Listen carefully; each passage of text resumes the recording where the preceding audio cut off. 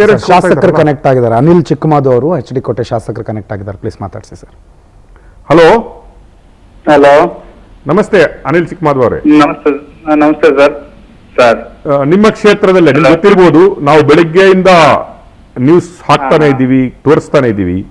ಏನನ್ಸುತ್ತೆ ಈ ಘಟನೆಗಳ ಬಗ್ಗೆ ಅನಿಸಿದಾಗ? ಒಂದು, ಆ ಕಿರಾತಕ ಅತ್ಯಾಚಾರಿ ವಿಕೃತಕಾಮಿ ಟೀಚರ್ ಒಂದು ಕಡೆ ಆದ್ರೆ, ಇನ್ನೊಂದು ಕಡೆ BO CRP ಅವರು ಈ ಪ್ರಕರಣವನ್ನು ಮುಚ್ಚಾಕಲು ಪ್ರಯತ್ನಿಸಿದ್ರು ಅನ್ನುವ ಆಪಾದನೆ ಏನು ಪೇರೆಂಟ್ಸ್ ಮತ್ತೆ ಸ್ವತಃ ವಿದ್ಯಾರ್ಥಿಗಳೇ ಮಾಡ್ತಾ ಇದ್ದಾರೆ. ಇನ್ನೊಂದು ಕಡೆ ಪೋಷಕರು ಕೊಟ್ಟಂತಹ ಕಂಪ್ಲೇಂಟ್ ಕೂಡ ತಗೊಳ್ಳಿಕ್ಕೆ ಪೊಲೀಸರು ರೆಡಿ ಇಲ್ಲ ಅಂತ ಪೋಷಕರು ಆಪಾದನೆ ಮಾಡ್ತಾ ಇದ್ದಾರೆ. ಏನಂತೀರಿ ಈ ಎಲ್ಲ ಘಟನೆಗಳ ಬಗ್ಗೆ ನೋಡಿದಾಗ?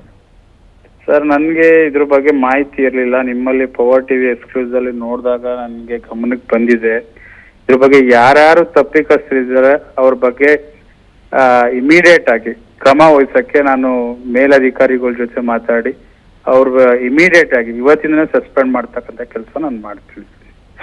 ಅಲ್ಲ ಚಿಕ್ಕಮಾದವ್ರೆ, ನಾವು ಹೆಣ್ಣು ಮಕ್ಕಳ ಬಗ್ಗೆ ಮಾತಾಡ್ತೀವಿ, ಗವರ್ಮೆಂಟ್ ಸ್ಕೂಲ್ಗಳ ಬಗ್ಗೆ ಮಾತಾಡ್ತೀವಿ, ನಿಮ್ಮ ಗವರ್ಮೆಂಟಿನ ಗ್ಯಾರಂಟಿಗಳ ಬಗ್ಗೆ ಮಾತಾಡ್ತೀವಿ, ಮಹಿಳೆಯರ ಬಗ್ಗೆ ಮಾತಾಡ್ತೀವಿ, ಎಲ್ಲ ಮಾತಾಡ್ತೀವಿ.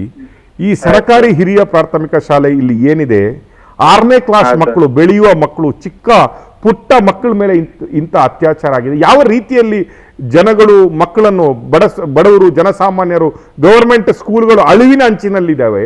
ಈ ಸಮಯದಲ್ಲಿ ಇಂಥ ಘಟನೆಗಳು ನಡೆದ್ರೆ ಯಾವ ಭರವಸೆ ಇಟ್ಕೊಂಡು ಮಕ್ಕಳನ್ನು ಗವರ್ಮೆಂಟ್ ಸ್ಕೂಲ್ಗೆ ಕಳಿಸ್ಬೋದು ಅಂತ ಹೇಳ್ತೀರಿ ನೀವು? ಖಂಡಿತ ಸರ್. ಎಲ್ಲ ಒಂದ್ ಕಡೆ ಈಗ ಒಂದು ನೋವು ಆಗ್ತದೆ ಸರ್. ಈಗ ನಮ್ಮ ಮಕ್ಕಳೇ, ನಮ್ಮ ತಾಲೂಕಿನ ಹೆಣ್ಮಕ್ಳೇ ಓದ್ತಿರ್ತಕ್ಕಂಥದ್ದು. ಯಾಕಂದ್ರೆ ಅವ್ರ ಮನೆಯಲ್ಲೂ ಒಂದು ಹೆಣ್ಮಕ್ಳು ಬೆಳೆದಿರೋರು ಇದ್ದೇ ಇರ್ತಾರಲ್ಲ ಸರ್. ಆ ಮಾಸ್ಟರ್ಗಾಗ್ಲಿ ಪೇರೆಂಟ್ಸ್ಗಾಗ್ಲಿ ಯಾರಿಗೊಬ್ರಿಗೂ ಅದು ಇದ್ದೇ ಇರುತ್ತೆ.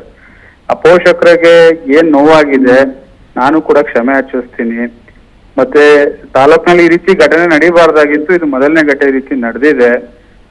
ಇದ್ರ ಬಗ್ಗೆ ಕ್ರಮ ವಹಿಸಕ್ಕೆ ನಾನು ಮುಂದಾಗ್ತೀನಿ ಸರ್.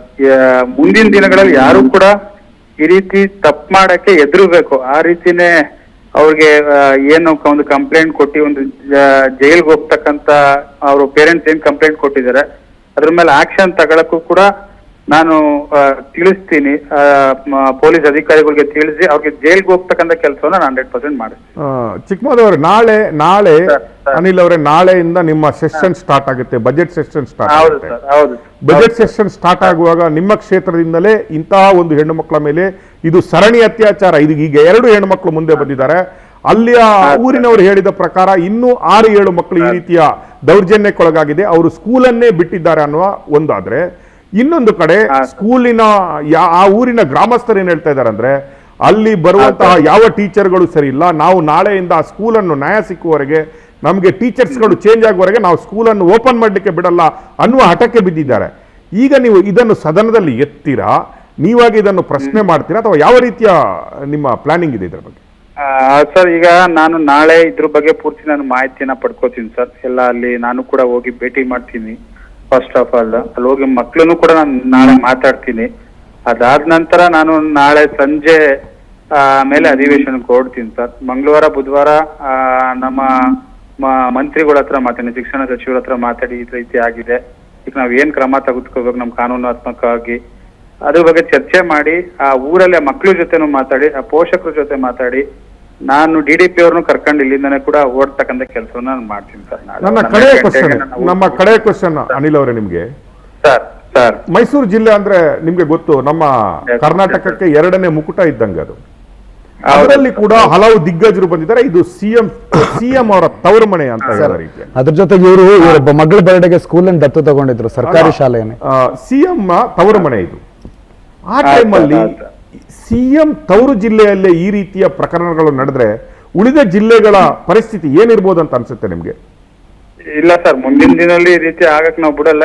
ನಿಮ್ಗೆ ಗೊತ್ತಿರಂಗೆ ಸರ್, ನಾನು ಪ್ರತಿ ವರ್ಷ ಒಂದೊಂದು ಶಾಲೆನ ದತ್ತಕ್ ತಗೊಂಡು ನನ್ನ ಕೈಲಲ್ಲಿ ಒಂದು ನನ್ನ ಮಗಳು ಹುಡ್ದಬ್ಬಕ್ಕೆ ಒಂದೊಂದು ಶಾಲೆ ದತ್ತಕ್ ತಗೋತೀನಿ ಸರ್. ಈಗ 3-4 ಶಾಲೆ ದತ್ತಕ್ ತಗೊಂಡು 30 ಜನ ಓದ್ತಿರೋದು, ಈಗ 300 ಜನ ಓದ್ತಿದ್ದಾರೆ. ಸೋಗಳ್ಳಿ ಶಾಲೆಯಲ್ಲಿ ಇರ್ಬೋದು, ಕೆಂಚನಹಳ್ಳಿ ಶಾಲೆ ಇರ್ಬೋದು, 2-3 ಶಾಲೆ ದತ್ತಕ್ ತಗೊಂಡು ಪೇಂಟ್ ಮಾಡಿಸಿ ಕೈಯಿಂದಾನೆ, ಯಾವುದೇ ಸರ್ಕಾರ ಹಣಕಾಸು ಬಳಸಿಲ್ಲ.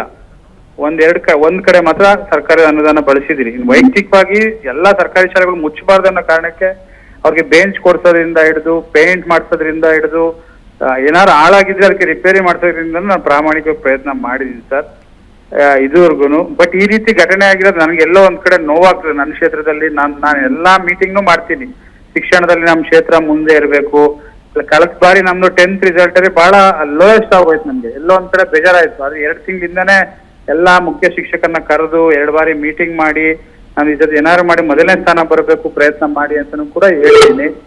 ಅದು ಸಿಎಂ ತಾವೆಲ್ಲಂಗೆ ಸಿಎಂ ಅವರ ತವರು ಜಿಲ್ಲೆ ಖಂಡಿತವಾಗ್ಲೂ ಹೌದು ಸರ್.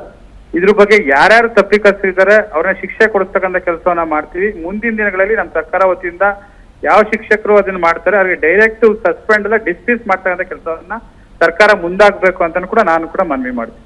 ಥ್ಯಾಂಕ್ ಯು ಅನಿಲ್ ಅವರೇ, ಥ್ಯಾಂಕ್ ಯು. ಥ್ಯಾಂಕ್ ಯು ಶಾಸಕರಿಗೆ, ಥ್ಯಾಂಕ್ ಯು ಸರ್. ಈ ರಾಜ್ಯ ಸಂಧಾನಕ್ಕೆ ಅಂತ ಒಬ್ರು ಬರ್ತಾರಲ್ಲ, ಅವ್ರನ್ನ ಮಾತಾಡಿಸ್ಬೇಕು, ಅವರು ಕೂಡ ಲೈನಲ್ಲಿದ್ದಾರೆ. ಆದ್ರೆ ತಪ್ಪಿತಸ್ಥರ ವಿರುದ್ಧ ತಕ್ಷಣ ಕೂಡಲೇ ಕ್ರಮ ಕೈಗೊಳ್ತೀವಿ ಅಂತ ಪವರ್ ಟಿವಿಗೆ ಶಾಸಕ ಅನಿಲ್ ಚಿಕ್ಕಮಾದು ಭರವಸೆ ಕೊಟ್ಟಿದ್ದಾರೆ. ಈಗ ತಾನೇ ಪವರ್ ಟಿವಿ ಜೊತೆಗೆ ಮಾತನಾಡೋ ಸಂದರ್ಭದಲ್ಲಿ ಆ ಶಿಕ್ಷಕನನ್ನ ಸೇವೆಯಿಂದ ಇವತ್ತು ಸಂಜೆನೆ ಅಮಾನತು ಮಾಡಿಸ್ತೀನಿ, ಮೇಲಧಿಕಾರಿಗಳಿಗೆ ಬಗ್ಗೆ ತಿಳಿಸ್ತೀನಿ, ಆ ಗಿರೀಶ್ ನನ್ನ ಜೈಲಿಗೆ ಕಳಿಸೋ ಕೆಲಸ ಮಾಡ್ತೀವಿ ಅಂತ ಶಾಸಕರು ಭರವಸೆ ಕೊಟ್ಟಿದ್ದಾರೆ. ಕೇವಲ ಗಿರೀಶ್ ಮಾತ್ರ ಅಲ್ಲ, ಆತನನ್ನ ರಕ್ಷಿಸೋದಕ್ಕೆ ಸಹಾಯ ಮಾಡಿದ ಪ್ರಯತ್ನ ಪಟ್ಟಂತ ಎಲ್ಲರ ಮೇಲೂ ಕೂಡ ಕ್ರಮ ಆಗಬೇಕು ಅನ್ನೋದು ನಮ್ಮ ಆಗ್ರಹ.